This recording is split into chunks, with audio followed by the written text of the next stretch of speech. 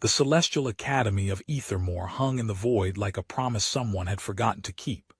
Serenith stood before the mirror in her quarters, adjusting the silver rings that adorned her ears, 7 on the left, 6 on the right, each one representing a generation of royal blood that had led, somehow inevitably, to her. The rings caught the artificial light and threw it back in fractured patterns across the walls, little rebellions of brightness in a room she kept deliberately dim. She touched the scar. It was an old habit, one she'd never quite broken. The tissue had healed years ago, smooth and pale against her skin, running from temple to jaw like someone had tried to sketch her face and changed their mind halfway through. Her fingers traced the line while her reflection stared back with eyes the color of deep violets, the kind that grew in the crystal gardens of her homeworld, the ones that bloomed only under triple moons and died if you breathed on them too hard. Perfection was such a tiresome business. The datapad on her desk chimed, displaying the day's schedule in soft blue text that seemed apologetic about existing. Convergence ceremony, 14, 0 hours, Grand Hall. Attendance mandatory for all students of diplomatic standing. She read it 3 times, as if the words might change, as if this time the universe might take pity and cancel the whole affair. The universe, predictably, declined to cooperate. Serenith pulled on her ceremonial robes, violet silk that had been woven on looms older than some star systems, embroidered with patterns that told the history of the Vortha in a language of light and shadow. The fabric whispered against her skin like it was sharing secrets, though if it knew any good ones, it wasn't telling her. She fastened the collar, checked that everything sat properly, and allowed herself one long breath before stepping into the corridor. The academy was a marvel of engineering and optimism, a spinning ring of metal and glass and living gardens that orbited a dead star in neutral space. Gravity generators hummed beneath the floors. Atmospheric processors kept the air crisp and clean, with just a hint of ozone that reminded everyone they were breathing recycled atmosphere and should probably be grateful about it. The walls were lined with screens displaying real-time feeds from 100 different worlds, news, weather, stock markets, propaganda, all of it scrolling past in an endless stream of information that nobody really needed but everyone consumed anyway. Students filled the corridors in clusters, talking in dozens of languages, some of which required translation devices, others which required entirely different atmospheric compositions. A group of methane breathers drifted past in their containment suits, having what sounded like an argument about literature or possibly plumbing. The translator couldn't quite decide. 2 Crithians, their scales gleaming like oil on water, stood near a viewport and pointed at something in the distance, laughing the way people do when they've just realized something terrible and decided it was funny instead. Serenith walked through it all like a stone through water. Students parted around her, not obviously, not with any particular malice, but with the practiced ease of people who'd learned where the boundaries were and had no interest in crossing them. A Vortha girl she'd known since childhood caught her eye for just a moment, then looked away so quickly it might have been an accident, except it wasn't, except it never was. The Grand Hall lived up to its name with the kind of aggressive grandeur that made you feel smaller just by entering it. The ceiling arched overhead in impossible curves, held up by columns of compressed starlight, an architectural flourish that served no practical purpose but looked absolutely magnificent, which was really the point. Bioluminescent vines crawled along the walls, pulsing gently in shades of green and gold, their light synced to some rhythm only they understood. The air smelled faintly of something floral and electric, like lightning had struck a garden and they'd decided to bottle it. Rows of seats descended in tiers toward the central stage, arranged in a pattern that was supposed to encourage unity and cooperation, but mostly just encouraged everyone to see exactly who was sitting with whom. Serenith knew her assigned section, 3rd tier left side, seats reserved for students of high diplomatic standing, which was a polite way of saying people whose parents were important enough that ignoring them would cause problems. She descended the steps with her head high and her expression carefully neutral, the same expression she'd perfected over 3 years of practice. The seats around her section were already filling. She watched it happen with the detached interest of someone observing a natural phenomenon. The Vorthei students saw her coming and suddenly remembered urgent business elsewhere.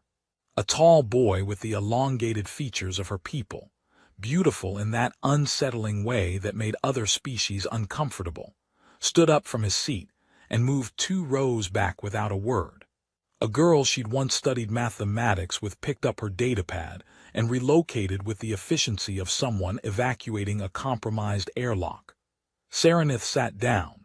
The seats on either side of her remained empty, a buffer zone, a quarantine of courtesy.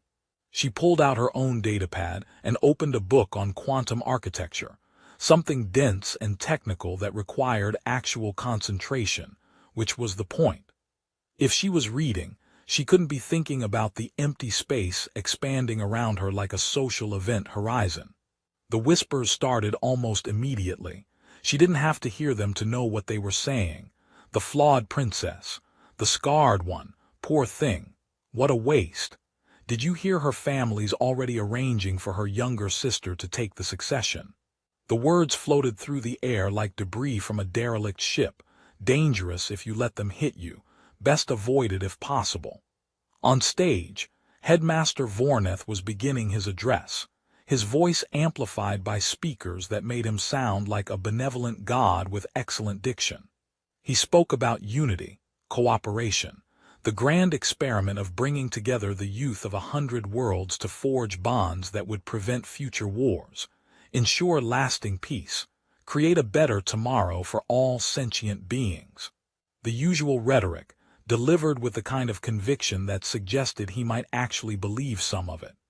Serenith tried to focus on her book, on the elegant equations that described how space could be folded, compressed, transformed into something useful. But the words kept slipping away from her, dissolving into the background noise of the ceremony, the shuffling of feet, the careful absence of anyone sitting too close. She wondered, not for the first time, if she should simply stop coming to these events. But absence would be noticed. Absence would be discussed. Absence would confirm everything they already believed about her, that she was weak, broken, unable to fulfill even the most basic social obligations.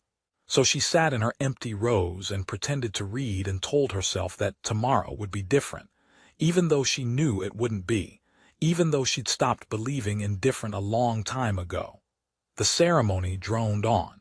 Someone received an award. Someone else gave a speech.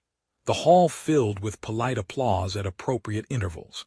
And Serenith sat alone, surrounded by empty seats, visible to everyone and seen by no one, wondering how much longer she'd have to keep pretending this didn't hurt. The door to the grand hall opened with a pneumatic hiss that sounded almost apologetic. And Eli Marsh stumbled through it carrying a tray loaded with what he desperately hoped was food. He'd grabbed everything that looked edible from the canteen, a sandwich that might have contained actual meat, some kind of purple fruit that wobbled when he walked, and a cup of something hot that smelled like burnt coffee mixed with regret. His orientation packet had mentioned something about a ceremony today, but he'd assumed it was tomorrow, or possibly next week, or in some alternate timeline where he was better at reading schedules. The massive hall stretched out before him like the inside of a cathedral, designed by someone who'd been told about churches, but had never actually seen one. Students sat in neat rows, all of them wearing ceremonial robes that probably cost more than his entire education, all of them staring at a stage where an older gentleman with silver skin was saying something that sounded very important. And all of them, Eli realized with the slow horror of someone watching a shuttle crash in real time, were now staring at him. He froze. The man on stage paused mid-sentence. 1,000 eyes tracked Eli's movement like targeting computers locking onto a particularly stupid asteroid. Well, he thought, I'm here now. Might as well commit. He gave the room a little wave with his free hand, the one not holding the tray, and tried his best smile, the one that had gotten him out of trouble approximately 60% of the time back on Earth, which wasn't a great success rate but was better than nothing. A few students looked away. Others kept staring. Someone in the back made a noise that might have been a laugh or might have been a species-specific expression of disdain. The translator in his ear couldn't decide. Eli scanned the room for an empty seat, somewhere he could disappear into the crowd and pretend this hadn't happened. His eyes landed on an entire section of empty rows near the front, surrounding a young woman in violet robes who sat alone with a datapad, apparently deeply invested in not acknowledging the chaos he'd just created. Perfect. Empty seats meant no one would bother him, and he could eat his potentially food in peace while everyone forgot he existed. He walked down the steps, his shoes making unfortunate squeaking sounds on the polished floor, each step announcing his presence like a poorly designed alarm system. The empty section loomed before him like salvation. He reached the row where the woman sat, picked a seat directly next to her, because sitting one seat away would be weird, and he was trying not to be weird, which was already a lost cause, but he was an optimist, and dropped into it with the kind of relief usually reserved for people who just survived re-entry. The hall went silent, not the kind of silence where people stop talking, the kind of silence where the universe itself seems to hold its breath, where even the air molecules freeze in place, where time becomes a suggestion rather than a rule. Eli looked around, confused. Had he sat in the headmaster's chair? Was this seat reserved for visiting dignitaries? Had he accidentally triggered some kind of cultural taboo that would get him deported back to Earth on the next available transport? The woman next to him turned her head slowly, and Eli got his first good look at her. She was tall, or would be when standing, with features that were almost human except for the ears, long and elegant, tapering to points, adorned with silver rings that caught the light. Her eyes were an impossible shade of violet, the kind of color that didn't exist in nature unless nature was showing off.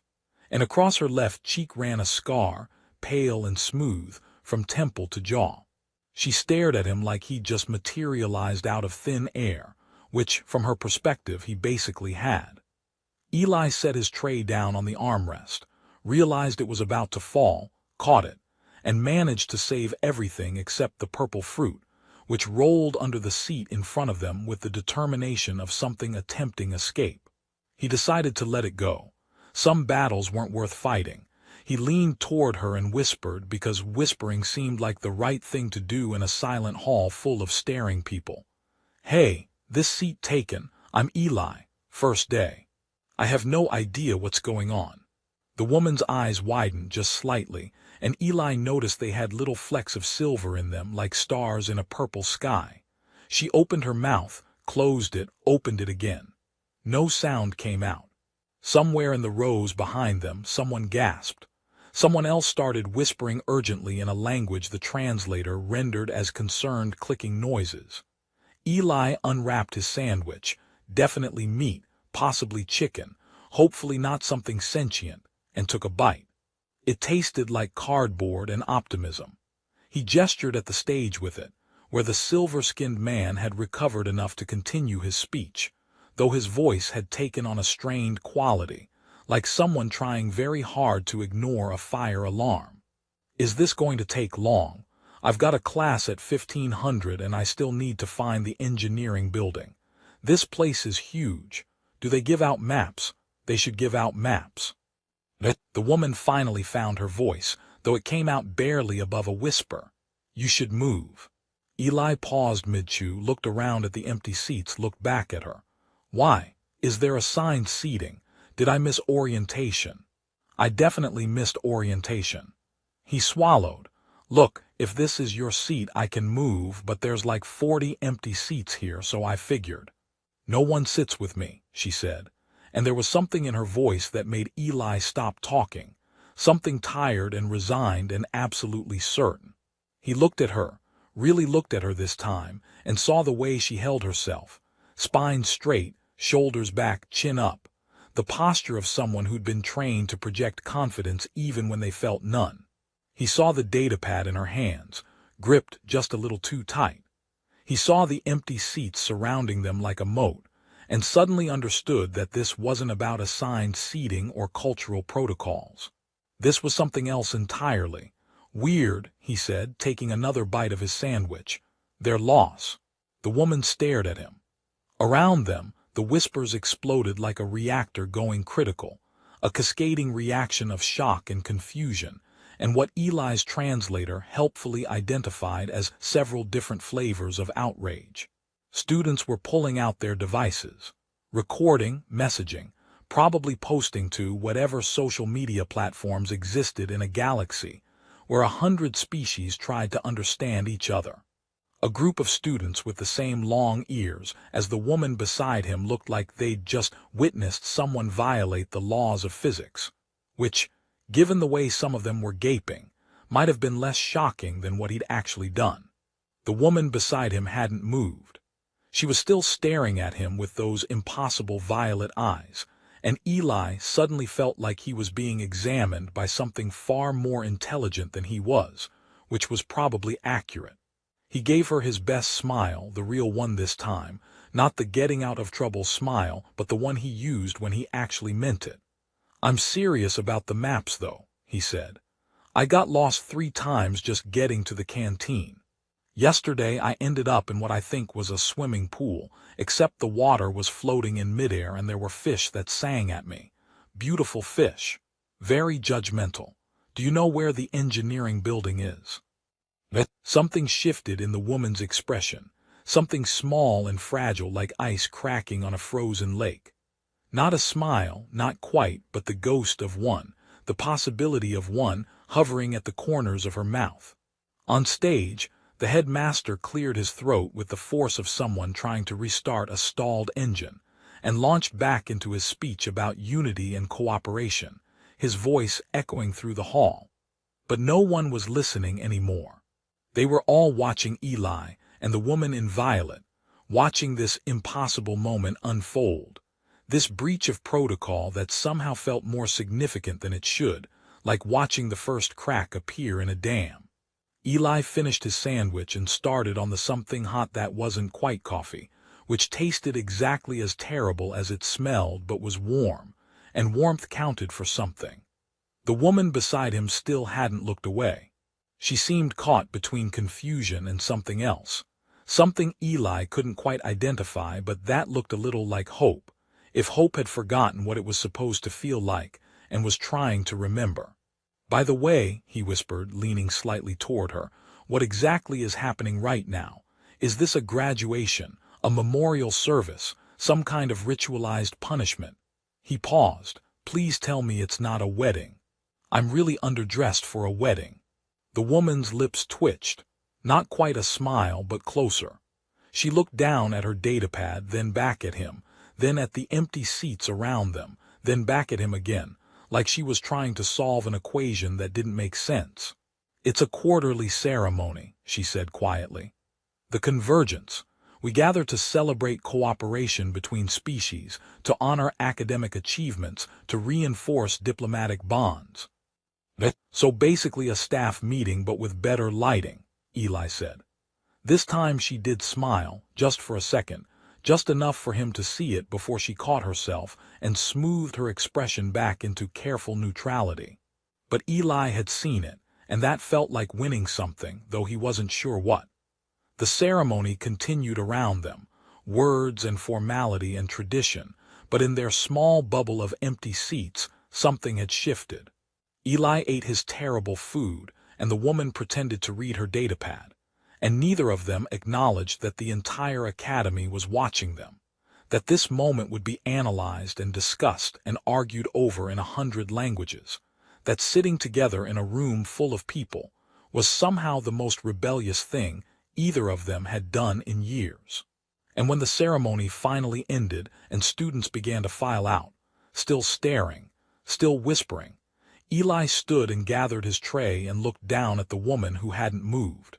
"I'm Eli Marsh," he said, offering his hand in the old Earth gesture that probably didn't translate but was all he had. From Earth, recent arrival, professional disaster. She looked at his hand for a long moment, and Eli wondered if he'd made another mistake, crossed another invisible line. But then she reached up and took it, her grip firm and warm, and when she spoke her voice was steady. "Serenith," she said, "Princess of the Vorathai, professional disappointment."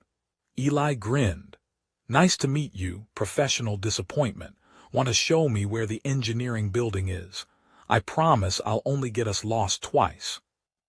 And for the first time in 3 years, Serenith laughed.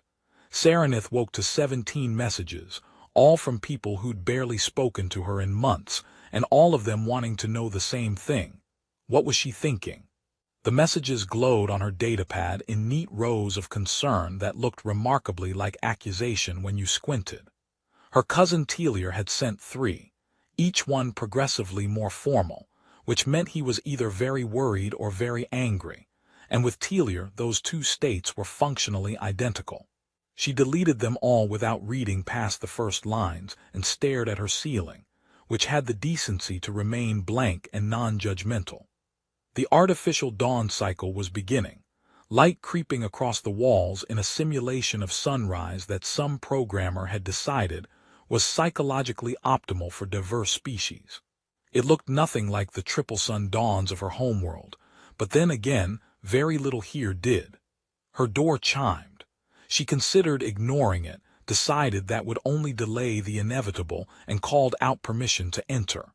The door slid open and Telier swept in wearing the expression of someone who'd been rehearsing a speech, and was determined to deliver it regardless of audience receptiveness. "We need to talk," he said, which was how all the worst conversations in history had started. Serenith sat up, pulling her sleeping robe around her shoulders. Telier was older than her by a decade, his features sharp and perfect in the way Vorathai faces were supposed to be, his ears adorned with 9 rings that caught the light like accusations. He'd been her favorite cousin once, back when they were children and before politics had made them strangers. "It's early," she said. "It's a crisis," he countered and began pacing, which he always did when he was agitated, wearing paths in the floor that the cleaning drones would smooth out later. "Do you have any idea what you've done?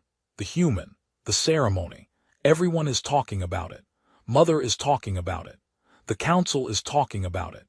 Ambassador Krath from the Krithian delegation actually asked me if this was some new diplomatic strategy we were implementing, as if sitting with a human was a calculated political move rather than—" He stopped himself, took a breath, recalibrated.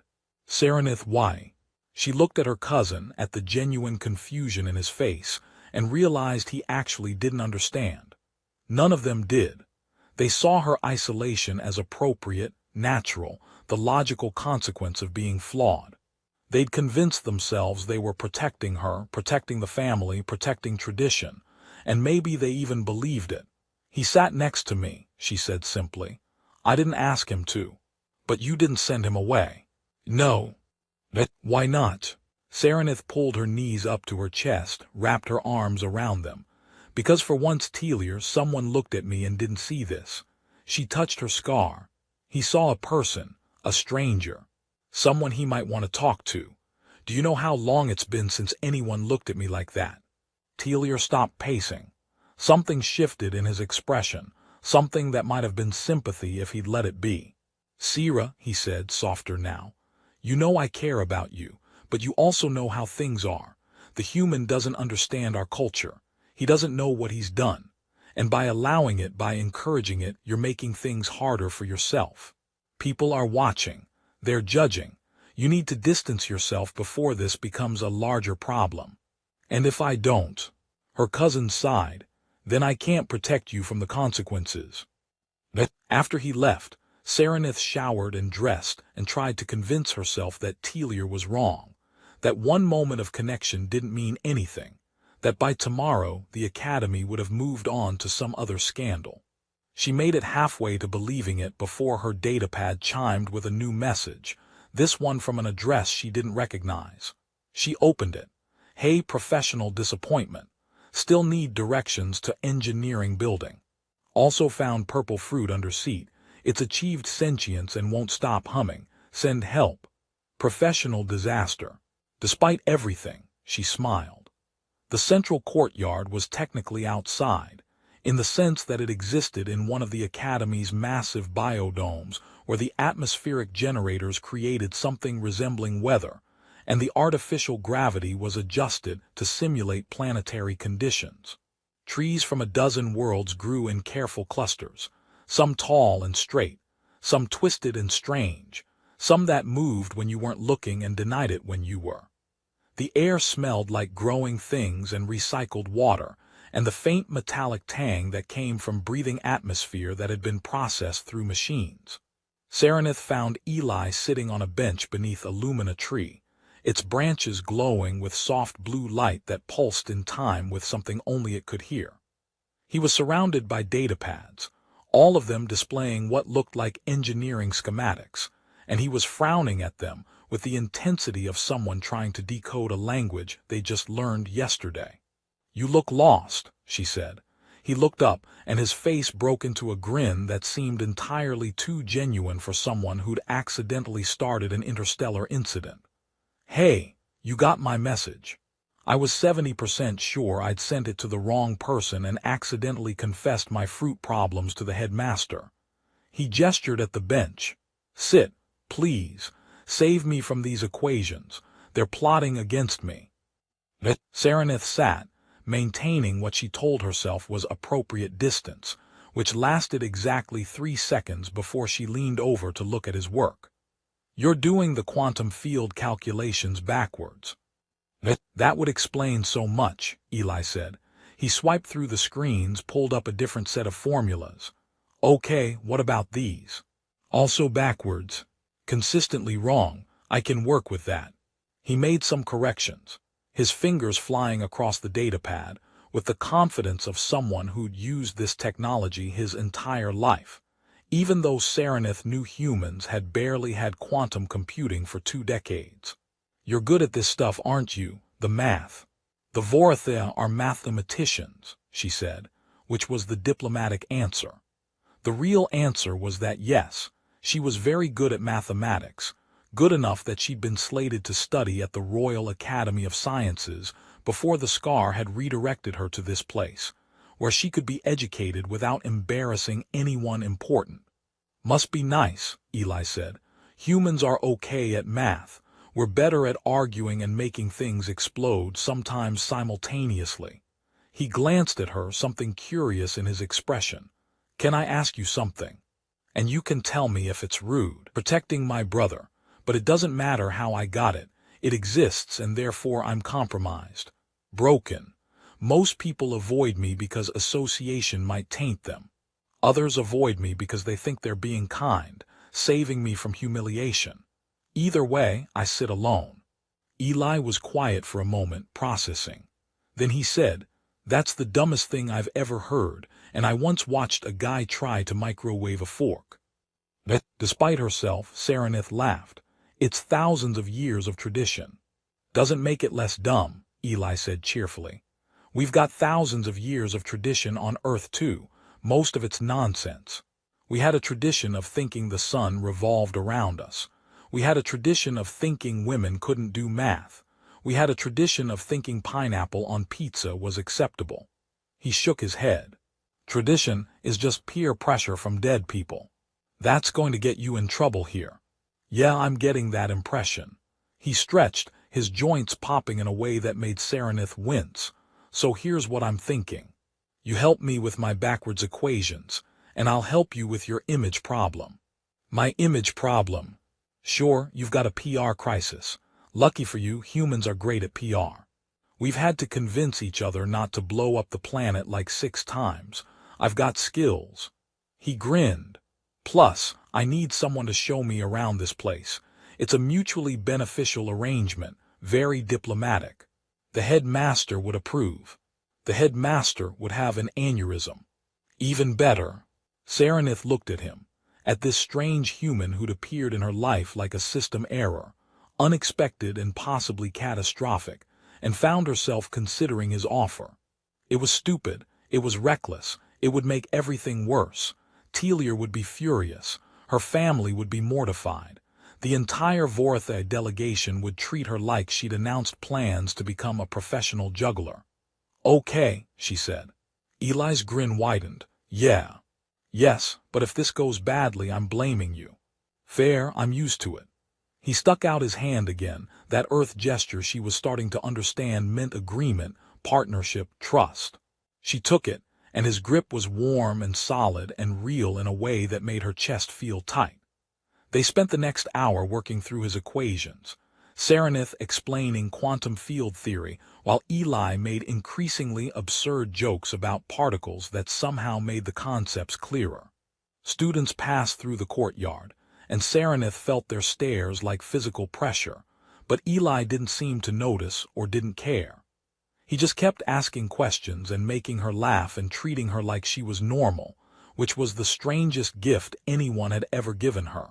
When they finally packed up to leave, Eli stopped her with a question. "Hey, so I've been meaning to ask, what do you actually want to do, like after all this, after the academy?" No one had asked her that in years. Everyone assumed they knew. She'd return home, take some ceremonial position that kept her out of sight, marry someone appropriate who wouldn't mind being associated with damaged goods, produce heirs if she could, and fade into comfortable irrelevance if she couldn't. "I want to build things," she said, surprising herself with the honesty. "Stations, ships, structures that bend space and make the impossible possible. I want to create something beautiful and functional and mine." Eli nodded like this made perfect sense. "Then let's make sure you get to do that." Walking back through the corridors, Saranith realized that hope, that dangerous thing she'd been trying to avoid, had somehow taken root anyway. And the worst part was, she was starting to think that maybe, just maybe, it might be worth the risk. Saranith couldn't sleep, which was becoming a pattern, which was concerning, which was also somehow Eli's fault even though he was presumably asleep in his own quarters 3 levels down, and completely unaware that he'd ruined her ability to maintain a normal circadian rhythm. She lay in the dark and replayed conversations, analyzed moments, tried to calculate the probability that this whole situation would end in disaster. The math kept coming up inconclusive, which was the worst possible result because it meant she had to actually feel things instead of solving them. Her datapad glowed on the nightstand, displaying the academy schedule. The diplomatic summit was in 2 days. Students had been preparing for weeks, crafting presentations that would demonstrate cooperation between species, innovation through collaboration, all the buzzwords that made administrators feel good about their jobs. Saranith had assumed she'd be working alone, as always. But then Eli had happened, and now they had a project, and now she had to actually care about something again, which was exhausting. She gave up on sleep and pulled up their presentation files. They decided to combine human music with Vortha light weaving, creating a synesthetic experience where sound became visible, where rhythm manifested as color and pattern. It was ambitious, possibly stupid, definitely the kind of thing that would either be brilliant or embarrassing with no middle ground. Eli had insisted it would be brilliant. Saranith was reserving judgment. Her door chimed at 300 hours, which was objectively insane, which meant it was probably Eli. She opened it to find him standing in the corridor wearing what appeared to be pajamas and carrying 2 cups of that terrible kava drink from the canteen. "Can't sleep either," he said, offering her a cup. "It's 3 in the morning." "I know. That's when all the best thinking happens. Plus the canteen's empty, which means I could take extra kava without judging looks from the staff." He walked past her into the room without waiting for invitation, which should have annoyed her but somehow didn't. "I've been thinking about the presentation. I have ideas. They might be terrible ideas, but they're enthusiastic terrible ideas, which counts for something." Saranith closed the door and took the cup. The kava was hot and bitter and somehow comforting in its consistency. "What kind of ideas?" Eli pulled up a holographic display from his datapad, projecting schematics into the air between them. "So, The light-weaving thing you showed me is amazing, but it's passive, right? The audience watches. I'm thinking we make it interactive.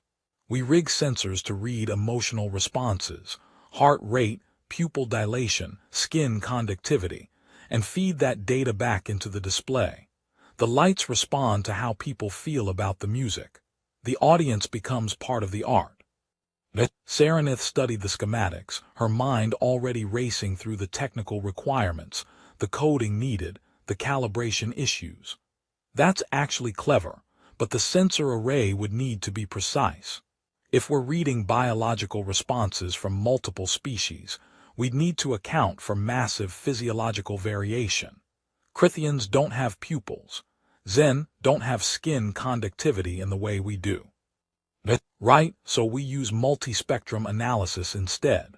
Thermal imaging, electromagnetic field detection, maybe some kind of resonance mapping for species that communicate through vibration. Eli was gesturing now, excited, his hands painting pictures in the air. It's complicated but doable, and it makes a point, about how different species can experience the same thing in completely different ways, and that's okay. That's actually what makes it interesting. They worked through the night, refining the concept, arguing about technical details, drinking terrible kava and slowly building something that might actually be worthwhile. The sun simulation began its cycle, light creeping across the walls, and Serenith realized with some surprise that she'd forgotten to be self-conscious, forgotten to worry about what people would think, forgotten everything except the problem in front of her and the person beside her helping solve it. "You should probably go," she said when the morning announcements chimed through the station. "People will talk if you're seen leaving my quarters." "People are already talking," Eli said, stretching. "Let them, we've got work to do." The next 2 days were chaos of the productive variety. They requisitioned equipment, wrote code, tested sensor arrays, and discovered that Eli's definition of testing was substantially more explosive than Serenith's, which led to an incident with the lab's fire suppression system that they both agreed never to mention again. Students watched them work, whispered in corners, posted speculation on social feeds. The Vorathai delegation sent increasingly pointed messages. Serenith ignored them all and focused on the math, on the elegant dance of light and sound and emotion they were trying to capture. Telier found her in the lab the night before the summit. She was calibrating sensors while Eli argued with a holographic display about color theory, a conversation he was losing badly.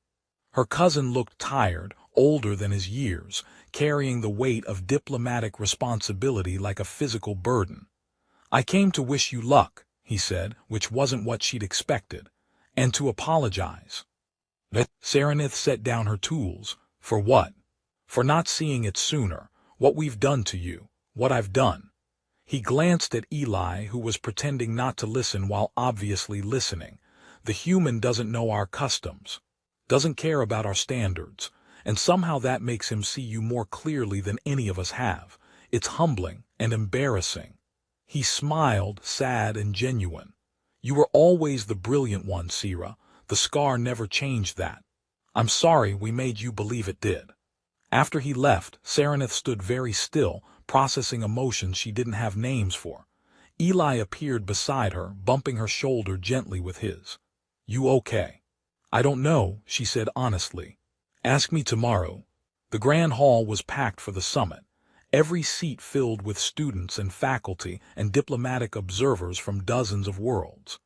Serenith stood backstage with Eli, checking equipment for the 7th time while her hands refused to stop shaking. She'd given presentations before, had trained for public speaking since childhood, but this felt different. This felt like stepping off a cliff and hoping someone had remembered to install a landing pad. "Hey," Eli said, catching her hands. "We've got this. The tech works. The concept is solid. And even if it all falls apart, we'll fall apart spectacularly, which is the next best thing to success." "That's not reassuring." "I know I'm bad at pep talks, but I mean it. Whatever happens, I'm glad we did this. I'm glad I sat next to you." He squeezed her hands once and let go. Ready, professional disappointment. Ready, professional disaster.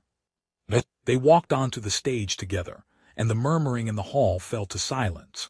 Serenith saw the Vorthei delegation in the front row, saw Telir give her a small nod of encouragement, saw 100 other faces watching with curiosity and judgment and interest. The lights dimmed, the sensors activated, and Eli hit play on the music file. The first notes were simple, a human guitar, acoustic and warm, playing a melody that felt like morning. And as the sound filled the hall, the lights responded.